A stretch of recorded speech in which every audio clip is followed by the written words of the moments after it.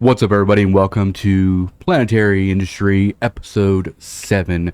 Now, I didn't explain this in other videos, but the way that this series as a whole will be constructed is going to be basically 5 phases. This episode marks the end of Phase 1. Each phase we will be covering different areas of space, and we will basically be setting up in different areas of space. We will be looking at the data and the yield for each area, and then we will conclude each phase with the overall income and everything. Now, for phase 1, we started in high sec, and we spent 6 episodes. Each episode we focused on setting up a planet. We won't be doing that when we move into the other areas in New Eden, because a lot of the first 6 episodes of this series was to help kind of get newer players up to speed on how I'm constructing or how to build these colonies on these planets. So when we start the new area, we will be doing all 6 planets in the first episode, and then over the course of a week be looking at the yield and any modifications that have to be made, and then we'll conclude on it. So we are concluding high sec today in this episode, and as you can see here in the deluge, we have all of our yield. I haven't sold anything. Everything is, I just got done picking up actually everything from the planets. So we, in terms of inventory estimated value, about 121 million for 7 days. Now that's lower than what you'd probably get if you set up all 6 planets day 1, but it gives us a good idea. There's no point in really running this setup for more than 7 days. We can infer a lot from this data. We can most likely be in the neighborhood of high 400 million per month per character in high sec, which is very, very low for PI, but it's also a high sec PI. It doesn't surprise anyone. Density is low, and also the amount you get per extractor cycle falls off dramatically after day 2 or 3, whereas in like null sec, that fall off doesn't really occur for much later, which we'll illustrate too in this series. But just to kind of cap all this off, I'm gonna be going through what the planets look like now, and we'll talk about what modifications we made each one of these planets. Like the structures planet is still running the 2 extractors and the 5 heads. The non-CS crystal really did fall off for us a little bit. It was already pretty low to start.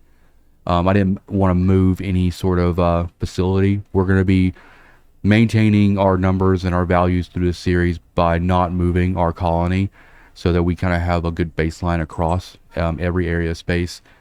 We are still in red for the most part, but it's pretty low. Like we're pretty low on the scale here. But I did have to move these heads around a lot, like day 2 or 3. And if we go to the precious metals planet, it's kind of the same story. It was already going to be one of our low yield items. And as you can see here, every cycle was just wiping the density out. It's a very thin layer of resources around here. It's all over the surface, but this would require moving our colony around quite a bit, which you don't need to do. I'm used to doing PI in like nullsec, and you can leave colonies in place and do very, very well for months and months and months. But I really did want to illustrate kind of the drawbacks and stuff for doing it in high sec. It's a good starting spot, absolutely. Getting your feet wet, learning the process. Also, I wanted to start with high sec because it was probably more accessible to newer players and things like that. And then probably going on to our Oceanic planet, this guy has been our MVP and probably the source for a lot of our value coming out this week. We are running 6 factories on this planet, and that's just enough. The yield did fall off on this quite a bit. Let's look at the primary extractor here. You can see 26. We started off at like 50 or so at the beginning. So fall off is not too bad. Like this commodity is actually interesting because it is concentrated in small areas around the planet instead of all over the surface. So as you can see here, if we look at where we're at right now and we draw it, we bring this down to where the white disappears or almost disappears, you can then start comparing other areas of the planet. So this would be like the new density spot or over here. But I would still probably keep them here. If I was going to do another day on this, I'd probably spread these heads out to cover both these like peaks right here. But this commodity, this planet has been great. Like you could honestly, we could probably decommission every planet except for this one and still do really, really well. So I'm actually really pleased with the performance of the Oceanic. Now this is our gas planet, which is doing reactive metals. We just today actually killed the extractors here and just put up a bunch of factories, and that's really just to kind of burn through the P0. There's still like 410,000 P0 to go through.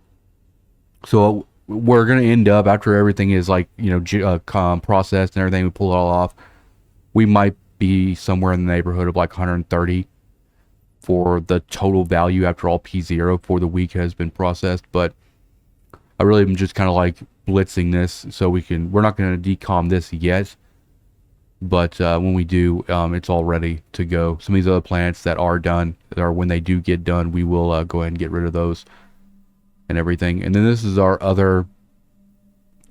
toxic metal planet, which did really well too. We came down to actually just using one extractor here, and then the 5. A few have ran out, but we're pretty much on the back side of this, and you can see the fall off on this. On day 7, it was still about 20 on average, so pretty decent there.